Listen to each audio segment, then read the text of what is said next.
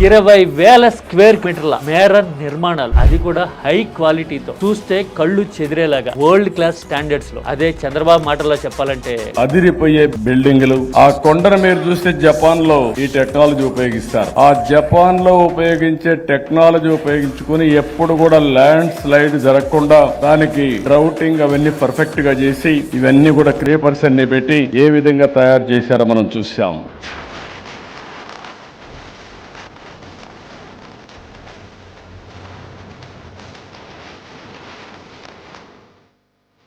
అలా చేయాలి అంటే ఎంత టైం పడుతుంది, ఎంత పబ్లిసిటీ అవుతుంది, ఎంత ప్రైడ్. కానీ ఏపీలో మాత్రం చిత్రంగా అవేమీ లేవు. ప్రైడ్ లేకపోగా వాటి మీద బురద జల్లడానికి ఇదంతా విధ్వంసానికి ప్రతిరూపం అని చెప్పడాన్ని చూస్తూ ఉంటాం. అదంటే నిర్మాణం జరిగితే విధ్వంసం అని ఎలా అంటామంటే కొండకి గుండు కొట్టారు, అలా ఆ యాంగిల్లో వచ్చామన్నమాట. నిర్మాణాలు నగర ప్రాంతాల్లో చేయాలి అంటే ఎక్కడైనా సరే కొండల్ని గుట్టల్ని తవ్వకుండా ఉంటారా? హైదరాబాద్ లో జూబ్లీ హిల్స్, బంజారా హిల్స్ ఎట్లా వచ్చినాయి? విశాఖ అనేది బౌల్ సిటీ, చుట్టూ కొండలే ఉంటాయి. మరి నగర విస్తరణ ఎక్కడి నుంచి జరుగుతుంది? కొంత మేర అయినా కొండల్ని దొలవకుండా జరుగుతుందా?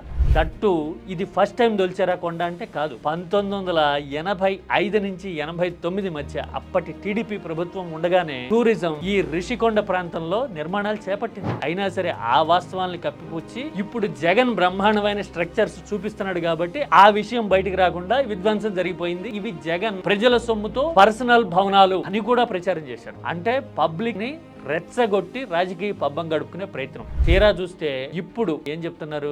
Tourism department property, government of AP property, government of AP property. మరి అంటే ఇంతకాలం అవి జగన్ రాజప్రసాదాలు అని చేసిన ప్రచారాన్ని ఏమనాలి? పైగా ఈ రిషికొండ భవనాల నిర్మాణాలు జరిగిన తీరే కాదు, టైం పీరియడే కాదు, ఖర్చు కూడా చాలా తక్కువ. మరి ఈ మేర భవనాలు 260 నుంచి 300 కోట్లతో నిర్మించడం అంటే ఎంత కాస్ట్ ఎఫెక్టివ్, ఎంత ట్రాన్స్పరెంట్ గా జరిగింది అనుకోవాలి. చరిత్ర సంస్కృతి ప్రతిబింబించేలాగా బ్యాలెన్స్ ఉండేలాగా కట్టారు. అంతేగాని మాకు నచ్చిన ప్రాంతంలో మా ఇష్టం వచ్చినట్టుగా కట్టుకుంటాము అని చెప్పాల. ఇప్పుడు ఆ భవనాలని చూస్తే జనం అవునా వాస్తవాలు ఇలా ఉంటే ఇంత ఫాల్స్ హుడ్ మన మీద, మన నెత్తి మీద డాన్స్ చేసిందే ఇంతకాలం అని అనుకుంటూ ఉన్నారు. మనం కట్టలేము, కడతామనే ప్రచారంతో 2 ఎన్నికలు గడిపేశాము. అవతల పక్కన కొన్ని నెలల కాలంలోనే ఒకడు బ్రహ్మాండమైన నిర్మాణాలు చేస్తే ఆ విషయం ప్రజల్లోకి వెళ్లకుండా మనం పిచ్చి ప్రచారాలు, అబద్ధాలు ఇన్నాళ్ళు జనం నెత్తిన రుద్దాము అని రిషికొండ ఇప్పుడు సముద్ర తరంగాల హోరు సాక్షిగా చెప్తూ ఉంది మనకి.